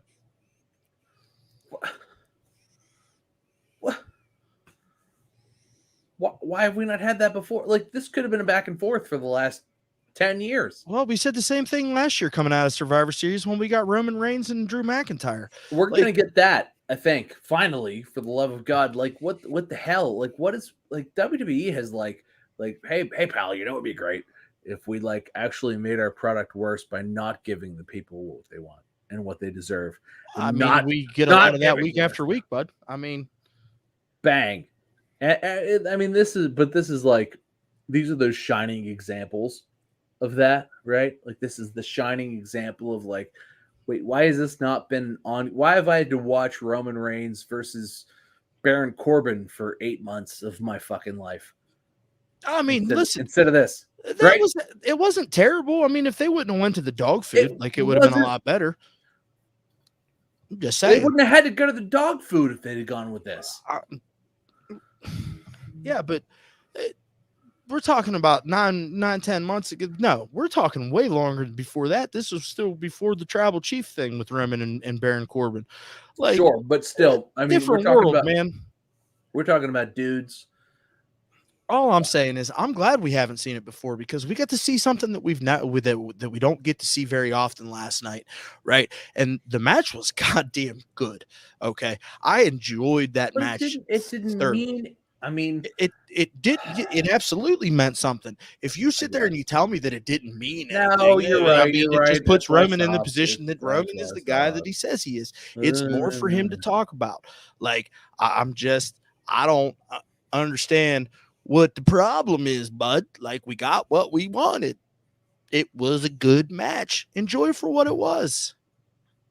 You're not wrong, but it's frustrating that we've come this far to see a thing that I feel like we've all been gushing for at least 5 years, if not 4, 3. Like, and now we get it, and we're like, oh, we were right, and maybe it just took the build. Maybe those guys weren't ready for it. Maybe that's on there. Maybe that's on Great them. match. Fuck, really Listen, good. bud. Listen, Fuck. I'm not mad at like the crossroads that we're at right now with WWE, right? Like now No, coming out of no, Survivor you Series. can't be. You can't be. Okay. It's Because not a- you know, like Deathless Dog said, Big E looks strong even in the loss, right? And he's going to be able to go back to Raw and he's going to be able to say, "Hey, I gave it my all, came up a little bit short. You know, I won't make these mistakes next time. Blah blah blah blah blah." And actually, Well, Dan, you had want him. to talk about bumps looking nasty, right? You were talking about that AJ Styles bump. How about whenever Big E speared Roman off of the apron and Roman just kind of like pin dropped off the apron? I thought he broke both of his legs. Like taking Big E on that and just falling flat. Like I did. I thought he broke both of his legs. It looked bad. Nobody got hurt. Nope. Thank goodness. That'd That'd have been a shit show, wouldn't it have been? You break both Roman, like Big E would have been the next guy to be released. You break both Roman Reigns' legs. But no, I mean, fuck. I mean, you know, you want to talk about a guy who, guys who have deserved it and who have it now and are putting on pretty fucking good title reign. Like that's the thing about WWE right now, right? Where it's like, okay, we're going to release all these guys, but we've got these guys who are now the champions, who are guys who absolutely deserve it and who have given their heart and soul to the WWE universe. And now it's just like fucking like, all right, well, I got to watch this because like I'm invested in these humans, right? Like I like these guys on a personal level. And fuck you, Vince McMahon, for making me like these guys because I hate you, but I like these guys on a personal level. And I'm watching for them, not for you. But they're your champions. You're giving them a big paycheck. So I want to watch them get a paycheck. Yeah, that's where we are. That's where we are. That's my takeaway from Survivor Series is that like way better show than it had anybody's right to be. Absolutely. And the build, everybody was like, the build sucks. But like Roman Reigns and Big E, their build ended up being great over the last 2 weeks. Same thing. Charlotte and Becky, like I know it was the first match and we talked about it like a half hour ago, but like, I mean, that match, that build started back with the throwing of the titles. And we talked about this weeks ago and they built off that. And they did a really good job with it. The video package is what I think sold everybody on that, right?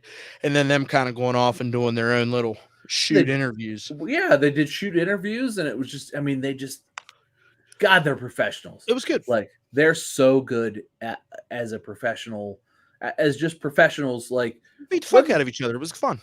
They really did. And you know, whether they like each other or not, I don't care anymore. And no, I'm over it. But match of the weeks. Let's do it, boys. I got one more thing I want to say before we do match of the week, here, pal. Okay, I'm holding it up. First of all, friend of the show, Patrick Martin, showing up. Tom's blank look should become a meme. I think he's talking about whenever I'm arguing with you and you just look at me like this because you're about this to look? just that look. Yeah. Hey Pat, I hope you're enjoying your trip, bud. Looks like it's been a lot of fun down there for you. Hi, Pat. Cheers to you, buddy. But let's talk about something that happened that a little interesting today. Charlotte and Andrade unfollowed each other on social media. It's probably best for both of It's us. fucking TMZ. Well, Derek, I mean, you haven't said anything for the last 37 minutes. No. Hey, Because don't I haven't watched criticize them. Survivor Series. What do you want me to talk about? Look, he didn't have The anything to imaginary say. shit I saw? Look. Not only was he respectful, Derek. Thank you for your respect. I respect you for your respect, but thank you You look for homeless. chiming in. Thank you for chiming in on this. That being said, a little bit of trouble down in paradise, eh? I mean, I did a little independent research and went on the old Instagram. And Let me hear it. Oh, shit. Hey, buddy, I skipped the gym today because my kids didn't want to go play soccer in the soccer room, and my wife was like, "Well, I'm going to go to the gym first," and then she stayed for like too long, and then she got back, and I'm like, I don't want to go. so hey, buddy. So Charlotte hasn't posted a picture on Instagram with Andrade since November 3rd. And Andrade hasn't posted a picture of the two of them since July. Trouble in paradise, perhaps.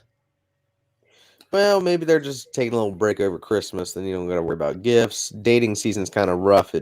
You don't want to be mixed up between Thanksgiving and basically February 15th. It's wide open again. This fucking guy comes in here with a cuffing season reference. What a douche. What a douche. I like it. At the end of the day, oh shit! A fan just jumped the barricade at Raw and tackled Rollins. Nice. Did somebody kill him? Interesting. That's how that goes down. God, I gotta rewatch. Now I gotta watch Raw. Yeah, no, I'm gonna have to. As soon as we come out of here, I'm gonna have to go watch Raw. Thanks for the update. All right, hurry up then. I want to get match of the week. I go to bed. No, so hold on. Hold on. Oh, you have things to say. I'm surprised. Yeah, I just shut up. Okay. If Charlotte and Andrade break up, that's probably what's best for both of them. I agree. Because here's the thing. Charlotte's run has been worse since they got together, and Andrade is not good. Is that it? It's very insightful. Bottom line? It's the bottom line because Tom said so. Match of the week. Yes. Match of the week was the Survivor Series tag team champion versus champion match. RK Bro versus the Usos. Holy fuck. The build to this was good. It was not as good as some of the other builds that they sort of hyped up, but it really snuck in there as sort of a kind of cool thing. And Randy Orton really made this a week ago from today on Monday about he gave Riddle shit, which is that's their gimmick, right? About why the fuck did you get involved in this shit? And then Riddle was like, well, I thought that if I got involved with this because of Roman and because of this, that, and the other, and the Usos, and Randy was like, the only thing I care about is this team and these titles. And he was like, so you do care about me? And Randy was like, and he left. But then Randy on Raw last week gave one of the best RKOs that we've seen since Evan Bourne was on the WWE roster. And then this match was just phenomenal, right? I mean, we're talking about four of the best dudes to ever do it, period. We consistently talk about the Usos being the best tag team that ever existed, period. Randy Orton is one of the best to ever do it, period. And Matt Riddle's fine. Hold on. Three of the best four to ever do it. Right. And Matt Riddle's fine. Let's calm down a little bit on this whole. Right. Okay. Matt Riddle's fine. Yeah, I'm not a big Matt Riddle fan. He's fine. He's very acceptable. If you've got three of the best people ever, Riddle. Look, I like Riddle. And I'm not ashamed to say that. I like him. He's fine. Yes, he's fine. Yes, he's fine. That's what I'm trying to say. Putting him into this, he didn't seem terribly out of place. He's the weakest link. Yes, but great match. Match of the week. Had all the best wrestlers in it. Derek. Dickweed Derek. He's not Dick. Well, I'll be honest, fellas. I'm sure I missed some good shit, and it sounds like I did. Tom's match, he sold it really well. The build up and everything. Mine has absolutely no build up because it comes from Dynamite, where we exchange wrestling partners every episode, and nothing is continuous except for the main storyline of the last 2 years. Anyway, as everybody knows, I'm a big Dante Martin fan, and of course, the Acclaimed is up on my list of teams. So it was a good match, pal. Nobody's mad at you. Yeah, I'm not a huge fan of Leo Rush, but you know, it is what it is. He killed it though. He looked real sharp. He came out and did well. I think that was his... Bobby Lashley's sister had a good match. Bobby Lashley's sister. Oh, damn, that's hurtful. I like it. Wow. Yeah, man. I'm excited to see what else Dante Martin does, man. This kid's gonna be awesome. I feel like I say that every week, but legit. You sound like a broken record. I know. Shout out to Bobby Lashley's family. Shout out to Bobby Lashley's sister. Double down. Yeah. The salt. I mean, that's Bobby Lashley's sister. What are you fucking like? What? What is wrong with you? You assumed his gender. The moth. They told the moth's gender. Sami Zayn told me that was Bobby Lashley's sister. It's a conspiracy. It's a conspiracy. Bobby Lashley's sister was in a good match this week. And I can't. I mean, hey, Dickweed Derek.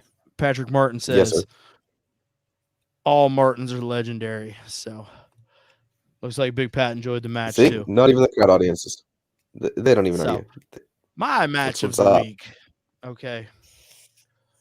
It comes from Dynamite also. Oh, wow. And it was you guys fucking high. Bryan Danielson versus Evil Uno.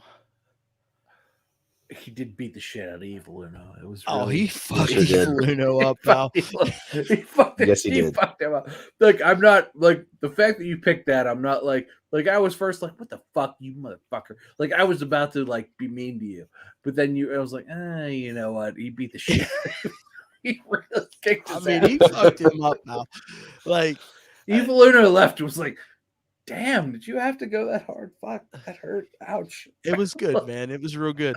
Especially like, Evil Uno slapped DB, right? And he goes, no, man, that's not fucking cool. No, that's not cool. What's wrong with you? And then he slaps the shit out of him, and he's like, "You gonna disrespect me?" Not only slapped the shit out of him, he stomped his face. He stomped his face real bad. Like I was like, "Ooh, that's connecting." Oh, that hurt. Yeah. Oh, hurt. He goes, "I'm gonna stomp his fucking face in." I don't know what Evil Uno looks like. I don't know what he looks like in real. I don't know what he looks like in real life. But right now he looks like black eye, like bruise. He looks bad. He looks like a guy who fell down the stairs and then somebody jumped down the stairs on top of him and went bah, bah, bah, bah, bah, bah, bah, bah, bah, and stepped all over him. Kudos to he looks like he got his ass beat. Because he did. We watched it on television. And he feels very bad today. I mean, Bryan Danielson did let him get some offense in, and then he hurt this man a little bit. I mean, like a minute. It's enough just to basically spark to set the whole thing off. He gave him a minute, and then he just like beat the living tar out of him. Real quick though, how many times did DB get the word Chicago into his post-match promo? Like 7? I can't wait to see him do the same thing to Colt Cabana. Oh, he gonna fuck Colt Cabana. I can't like Okay, look, Yeah. I'm not an Evil Uno disliker, right? Like I don't dislike Evil Uno. I would love to watch him beat the shit out of Colt Cabana. Oh, it's gonna be so much fun. Oh, it's gonna be so much better. Like I would love to watch Colt Cabana like take a kick, like a solid kick right to the chops, and I'm like, oof. And Tom, and Derek's like, face right now is like, how dare you? How dare you just be I so just- I- disrespectful like- to Mr. Colt Cabana? Look- I mean, I just don't understand how you When's could the- have so much hatred for when Colt was the Cabana. last time we saw anybody like?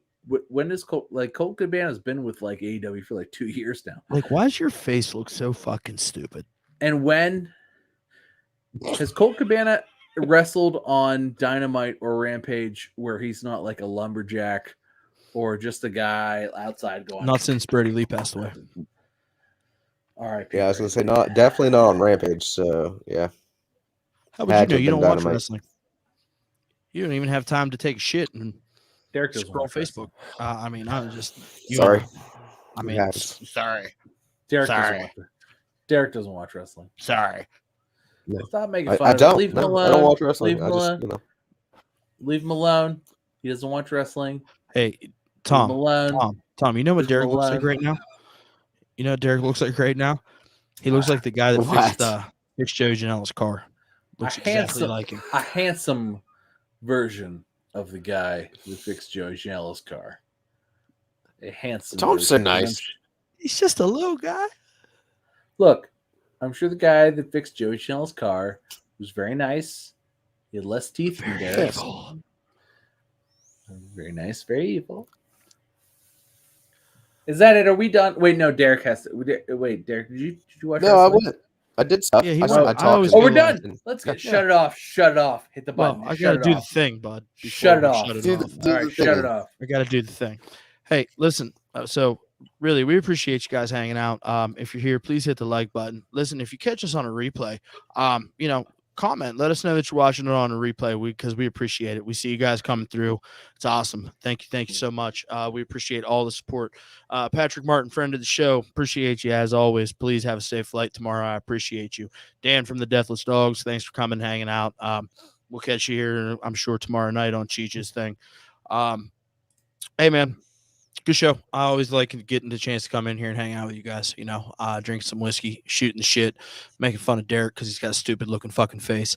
No. But at the end of the day, man, Get it I up love there. that guy. I really do, and he knows I love him. I like him more than you do, apparently. It was great. Hey, Dan, cheers, bud. So the thing is, right? Cheers to Dan. The thing is, right? Like I say it every week. I come in here, I'll do this. I don't give a shit if anybody's here.